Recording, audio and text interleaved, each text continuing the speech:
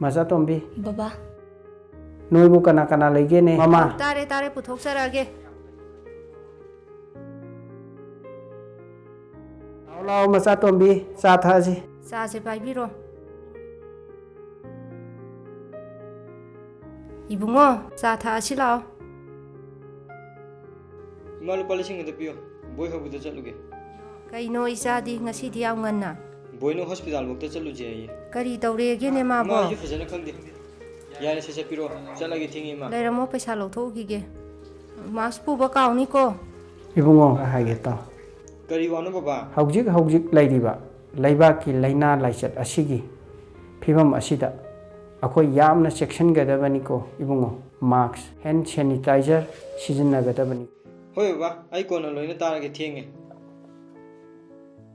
Yengo Thaina akoina angang oingai nokoi gi pupu hoi bobo hoina satnaram liba satnaro kaya da phajariba kadai haujikti Thaina gi asigumba phajagramba kaya ase iramda masidagi tapna loina mangkhre haibaga pangkhak oire yengo isasa karigumba amang sangchanguraba irujadaba yaba nate seluba firon su chamdana tawgani natragadi yum manungda changba yabaga nate asigumba kaya ase noma gi loina mangsile masidagini ngasi aikoina tahai uhaidaba kaya tariba baba adudi thaina matamdugi chana kanglun singadu karigumba ngasi chanaram labadi ngasi world da thokliba pandemic covid-19 asi thoklam dabsi ai ko baba oiram dabsi Cheche, Baba, I am Kirakida, Hojiki COVID-19 se.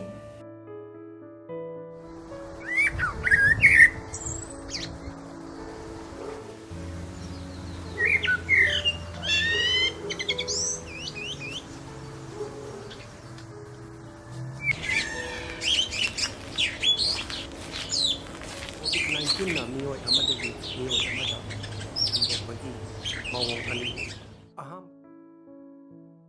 Ahmad doctor दगी खंगजनिंग बसे कोई कोविड-19 लाइना लाइचत असिदगी मयामना मतौ करमना ngathokada Baba डॉक्टर न खरा COVID-19 की खना लेना बला यeng sila o World Health Organization na piriba magi protocol singa se ngana chapa machangi adoga akhoi gi lengangna piriba chana kalon singa sibusu ngangna chapa ma mathau tai ko sa toina hambiba hand sanitizer sinbiba yumdegi chathokpada mang sinbiba miyantin ma mafamda lockdown spiroida bani lokhoba natragana hakthekan ma matamda khanjanbiba social distancing thambiba amadi miyamna lockdown gi rules and regulations ngangna chapigadabani loisalak pasidi doctor koi ahamada manipur da positive case la ka matamdadi mi jingje ka hena section ba oina ujarme ado hojikti lising ani miya yok salak pa kan sidadi mi jingjina hena like thokpa oina ure masida doctor gi mot khara thambi yamna chuma wahangne ahanba positive case confirm oiba matamdadi total lockdown su lebanina mayam se yumdem panthonram deko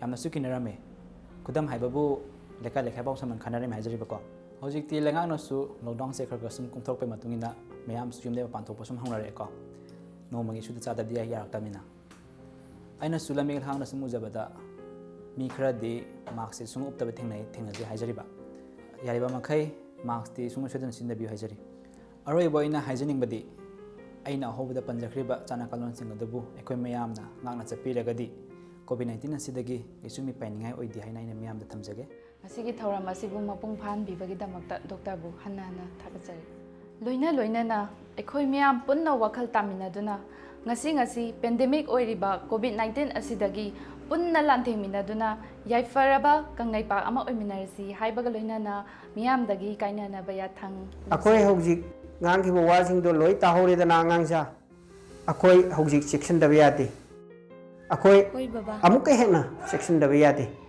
hoi baba ekhoi punna mayoknakhisi